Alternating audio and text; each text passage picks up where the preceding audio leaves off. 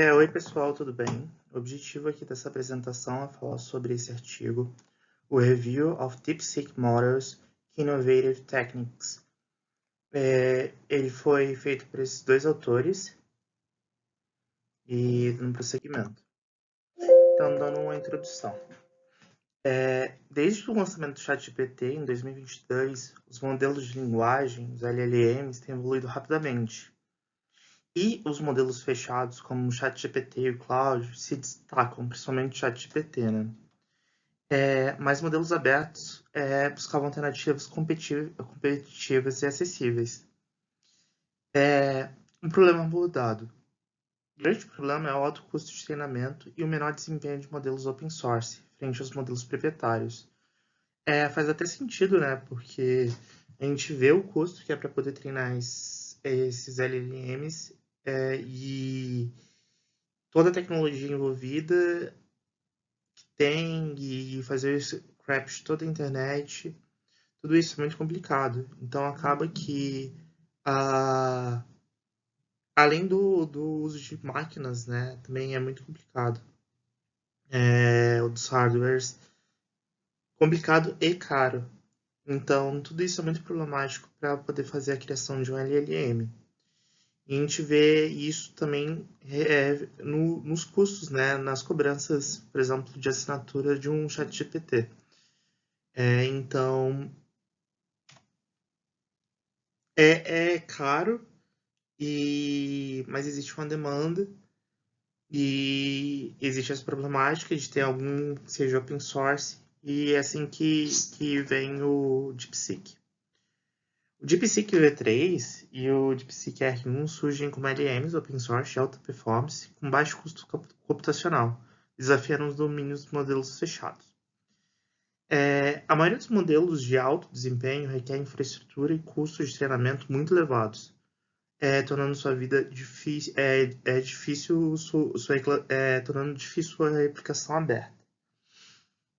Então, a gente tem esses dois problemas abordados, né, conforme dito, e a justificativa aí, como a gente tinha falado.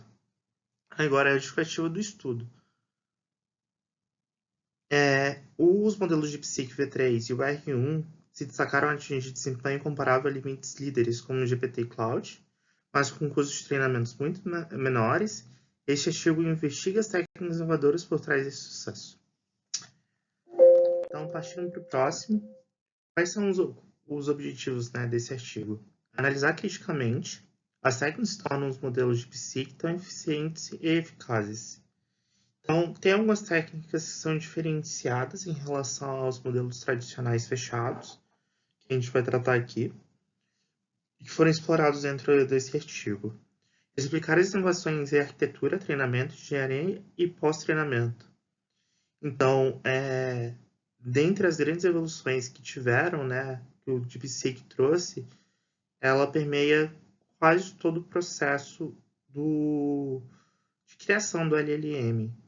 Ela vai para a arquitetura, vai para o treinamento, vai para a engenharia e vai para o pós-treinamento. Então, embarca ali todo o processo de data science mesmo. Sugerir caminhos de pesquisas futuros a partir das lacunas identificadas nos estudos atuais.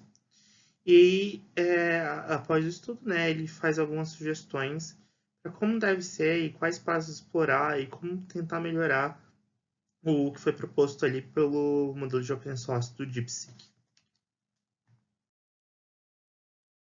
A metodologia. Foi feita uma revisão técnica detalhada de documentos e relatórios dos modelos de DeepSeek. Também teve uma análise conceitual das inovações introduzidas, como o MLA, o MOI, o GRPO e outros. E depois tem uma discussão crítica, baseada em resultados empíricos relatados em ablações, quando disponíveis, para poder fazer as comparações, né, com o ChatGPT, o Claude e o próprio DeepSeek. A gente tem que ter a noção também que o ChatGPT e o Claude são fechados, o Gemini é fechado, mas ele nem é tratado nesse trabalho. Mas como eles são fechados, isso acaba comprometendo, né, um pouco aqui o estudo, mas o que se tem conhecimento eles trouxeram para poder fazer as comparações. Então, o primeiro seria o MLA, que é esse Multi-Head Latent Attention. Então, o que é isso? É uma alternativa utilizada para reduzir o uso da memória durante a inferência. Ela introduz compressão de chaves e valores como projeções de baixa dimensionalidade, com a nova abordagem no treinamento matricial, reduzindo o KV cachê. Então, ele reduz ali as operações matriciais, né, a quantidade, o que implica numa redução da memória no gasto de memória, o que é uma vantagem. Então, partindo agora para as vantagens. Tem um menor custo de memória, reduz o cachê de inferência, 2D por N heads pelas layers, e mantém o supera desempenho do Multi-Head Attention, mesmo com projeções mais compactas. Ou seja, a gente reduz o custo de memória e tem o mesmo desempenho. Como é que funciona isso? As projeções de atenção são divididas em 2 passos: compressão das chaves e valores utilizando matrizes de ranking reduzido. E 2. Projeção de volta para o espaço original somente quando necessário. Ou seja, tem essa redução para a maior parte das chaves, mas não necessariamente vai fazer isso para todas. Algumas a gente pode voltar ao tamanho necessário, caso seja necessário. E também tem essa questão, use Rotary Position Embedding, o ROP, desacoplado, o que melhora o desempenho e permite maior flexibilidade posicional. Aqui vale uma observação: não existe uma prova clara com relação ao funcionamento desse ROP. Então, é um objetivo ainda a ser estudado, né? E mais que ele traga aqui, ele também menciona que não é claro se realmente ajuda ou não, e precisa de aprofundamento em mais estudos para poder ter para saber o que está acontecendo de fato ali com o RUP. O segundo ponto seria o Mixture of Experts, ou MOE. O que é? A arquitetura onde os tokens são direcionados a apenas um subconjunto de especialistas, no Feed Forward Network, FFN Layers, em vez de passar por toda a rede. Ou seja, vai só passar ali os especialistas nesse Feed Forward Network, essas layers, porque é bom. Reduz o custo computacional sem reduzir o número total de parâmetros. Quais são as vantagens disso? Mais eficiência em GPUs por reduzir a computação por token e maior capacidade expressiva, com o mesmo custo computacional. Quais são as inovações, então, que o DeepSeek MOE, que o Mixture of Experts, traz? Uma segmentação fina, divide cada Feed-Forward Network Layer em subespecialistas, ampliando as combinações possíveis para o roteamento dos tokens. Isolamento de especialistas compartilhados. Conjunto de especialistas sempre ativado para todos os tokens, generalizam um conhecimento comum. E balanceamento de carga. Técnicas com pedras auxiliares e ajustes dinâmicos de viés garantem um equilibrado uso de especialistas. Evita que os piores evita que os piores sejam escolhidos e os melhores sejam escolhidos, né?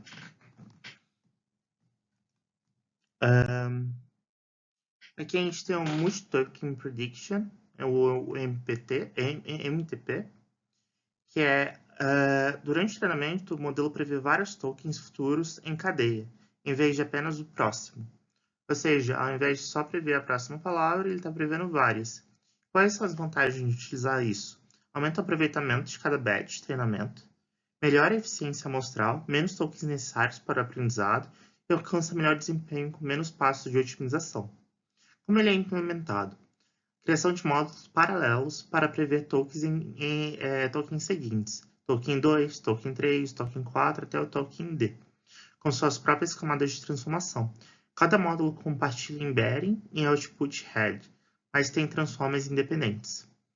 O problema disso é o custo. Aumenta o tempo de treinamento, vai ter que ter mais camadas, mas compensa pelo ganho da amostragem. Seguindo aqui, a gente tem um pouco dessa estrutura, né, de como está funcionando do MTP. Então, a gente pode ver com o funcionamento dela de forma geral, né? E a ilustração é importante para poder ter esse entendimento aí do Multi-Token Prediction, onde a gente está fazendo as várias predições para esses vários, ao invés de prever a única palavra, a gente prevê para várias. E aí que tem a arquitetura disso. Outro ponto é o co-design de algoritmos, frameworks e hardware. Então, esse ponto é mais voltado para a engenharia de software, a arquitetura de modelos e o hardware. E o objetivo era alcançar a máxima eficiência de treinamento. As vantagens dessas implementações aqui foram a redução de treinamento, usando 14,8 trilhões de tokens com menos de 2,8 megas de GPU horas, aproveitamento ideal de recursos de hardware, como CUDA cores. As inovações aqui são o primeiro Dual Pipe, pipeline de treinamento bidirecional, que sobrepõe o forward e o backward pass, elimina o pipeline bubbles, as bolhas de pipeline, otimizando o uso da GPU. E o 2 seria treinamento com FP8, operações principais em 8 bits. Ele passa a calcular em 8 bits, né, para acelerar os cálculos, e usa o FP32 seletivamente para evitar perdas de precisão. Então, é um modelo inteligente e mais rápido para operar seus cálculos. Faz sentido, já que, por exemplo, no anterior a gente estava aumentando, né, o custo computacional, mas aqui também a gente está diminuindo. Então, é um equilíbrio. Agora a gente tem o GRPO, o Group Relative Policy Optimization, que é um algoritmo de reinforcement learning mais eficiente que o Proximal Policy Optimization. Quais são as vantagens? Ele é ideal para contextos com pouca união recompensa intermediária, como LLMs. Economia de memória significativa, mantendo a performance. Quais são as diferenças chaves com relação ao outro? Não usa modelo de valor, economiza memória e tempo. A vantagem diretamente com base em comparações de múltiplas saídas geradas. Um grupo de amostras. Tipos de supervisão. Tem um Outcome Supervision, que seria a recompensa final da saída, e o Process Supervision, recompensa por partes da geração.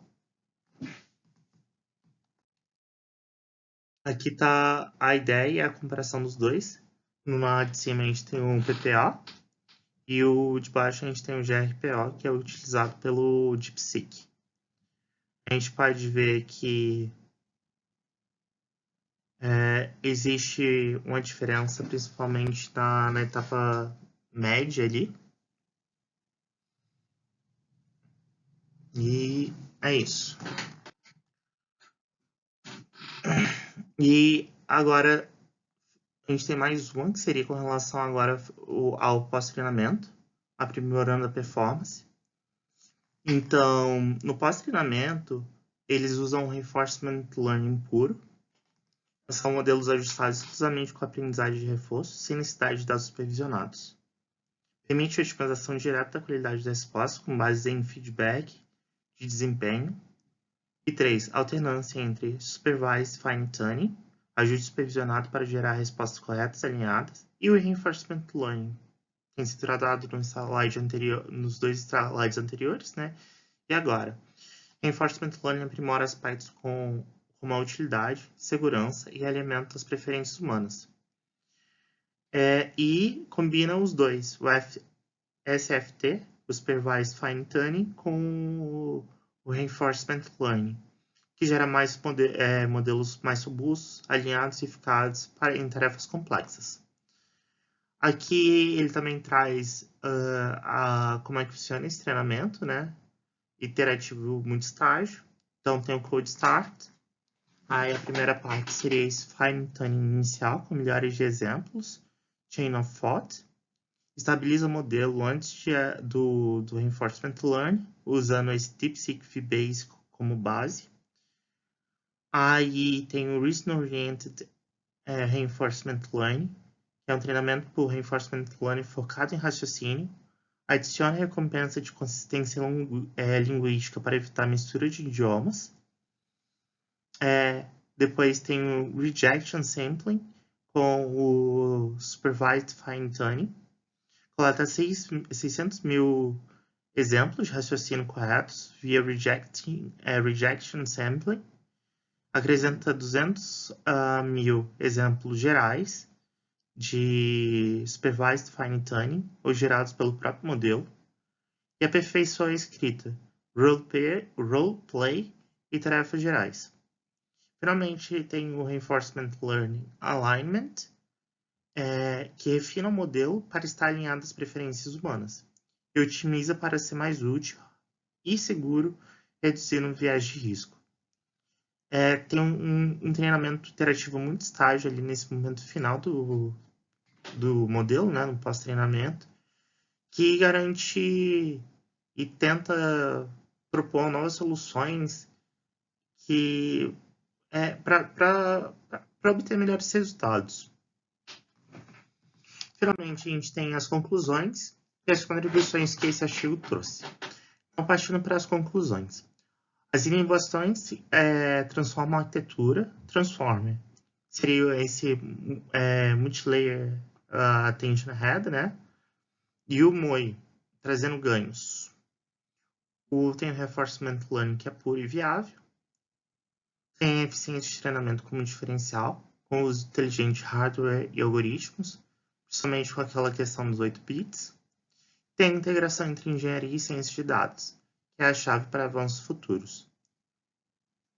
E de contribuições que esse artigo trouxe, ele ajuda a demonstrar como modelos abertos podem competir com os fechados, o que é uma grande coisa, né? Já que você vê o tamanho da estrutura que se tem para poder treinar um modelo desses e eles conseguiram fazer isso de forma open source, é um grande avanço. Introduz nova estratégia de atenção com MLA, né? Compressão, que seria essa questão ali dos hardwares e das matrizes e dos bits, dos 8 bits, podem ser aplicadas a outros modelos. E aponta direções para pesquisas futuras em balanceamento de carga, atenção e aprendizagem por reforço.